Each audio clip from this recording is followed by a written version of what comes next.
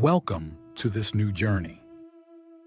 An era long described as a dark age, dominated by ignorance, superstition, and fear. But this image is misleading. Behind the chronicles of kings and battles, behind monasteries and cathedrals, there lies another face of the Middle Ages, that of esotericism.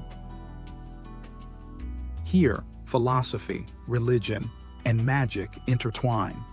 Here, Christian Europe, the Jewish world, and Islamic civilization develop profound visions about the destiny of the soul, the structure of the universe, and the mysterious connection between humanity and God. Medieval esotericism was not a pastime, nor a game of symbols reserved for a few eccentrics.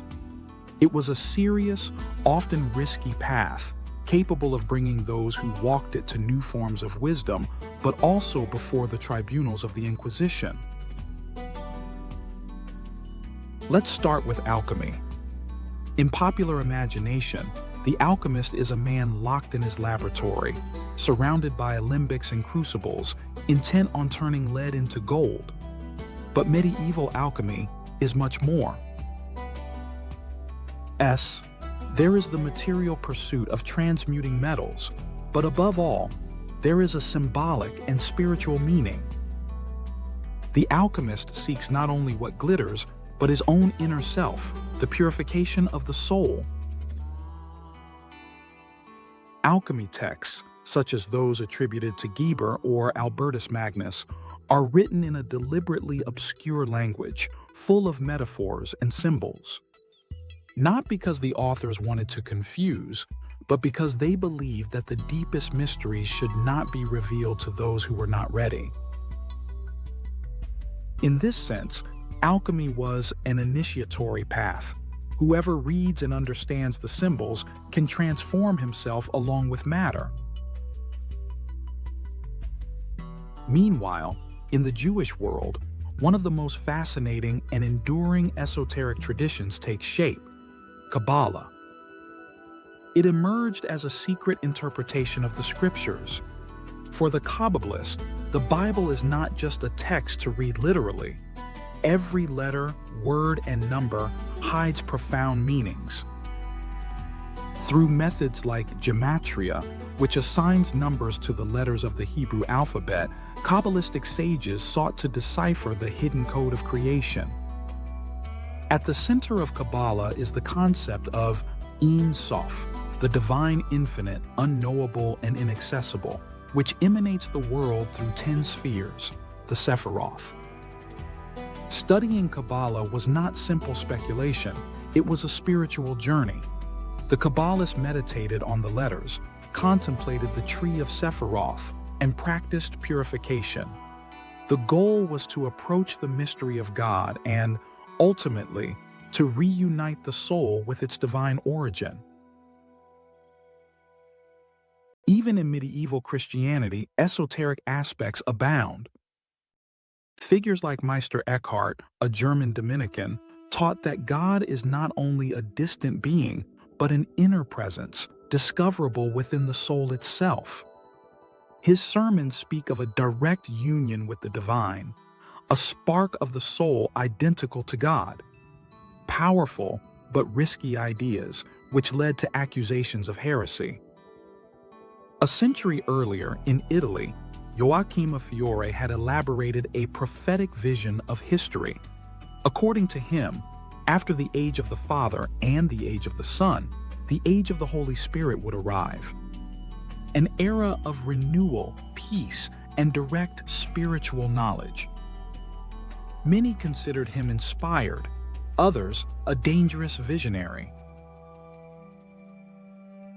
Alongside them, mystics such as Hildegard of Bingen, through extraordinary visions, combined theology, music, and medicine.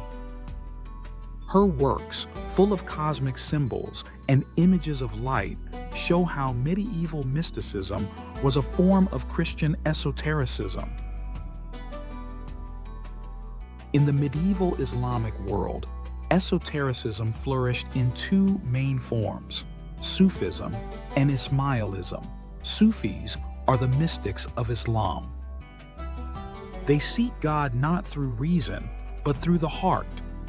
Through meditation, chanting divine names, singing, and even dancing, they aim to dissolve the ego to achieve union with the Absolute.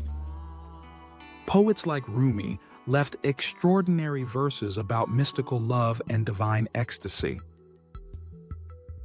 Ismailism, on the other hand, is an esoteric current within Shiism. For Ismailis, sacred texts always have a hidden meaning, accessible only to those taught through a chain of masters. Their organization, with initiatory grades and secret knowledge, recalls in part the mystery societies of antiquity. The Middle Ages were also an era of contrasts. Many alternative spiritual movements were labeled heretical. The Cathars, widespread in southern France, preached a radical dualism. The material world was the work of an evil principle, while only the spirit belonged to God. Therefore, they rejected luxury, wealth, and even marriage. The church saw them as a threat and exterminated them through an internal crusade. At the same time, some knightly orders like the Templars were shrouded in mystery. Founded to protect pilgrims in the Holy Land, they accumulated wealth and power. After their suppression, legends arose linking them to esoteric secrets, hidden treasures, and forbidden knowledge. Alongside these learned currents, another level of esotericism survived: popular esotericism. In the countryside, ancient pagan festivals were Christianized but did not disappear. The worship of trees, springs, and sacred stones continued in new forms. Druidism, though disappeared as a caste, survived in folklore. Healers used herbs, amulets, and charms. People sought them for protection from disease, spirits, and misfortune. Sometimes they were respected, other times persecuted as witches. Over time, especially between the 14th and 15th centuries, witch hunts emerged, showing that religious authorities considered popular magic a threat to the established order. The Middle Ages, therefore, were not a period of total ignorance. It was a time when esoteric knowledge took on 1,000 faces: the refined one of Kabbalistic texts, the visionary one of Christian mystics, the poetic one of Sufis, and the practical one of village healers. Behind the differences lies a common thread: the pursuit of the secret, the belief that behind the appearances of the world there is a mystery to uncover. Whether through alchemical symbols, sacred letters, prophetic visions, ecstatic dances, or peasant rituals, the medieval man never ceased to question the ultimate meaning of existence. Medieval esotericism was thus a complex network: official and clandestine, orthodox and heretical, learned and popular. A world that left deep traces and paved the way for what was to come: the Renaissance, with its rediscovery of Hermeticism and ancient magic. The Middle Ages were not a dark age, but a crucible where different forms of knowledge met, merged, and clashed. An era of shadows and glimmers, in which the thirst for hidden knowledge continued to burn, fueling the fire of European esotericism. This journey has come to an end. If you enjoyed this video, like and share it. See you soon.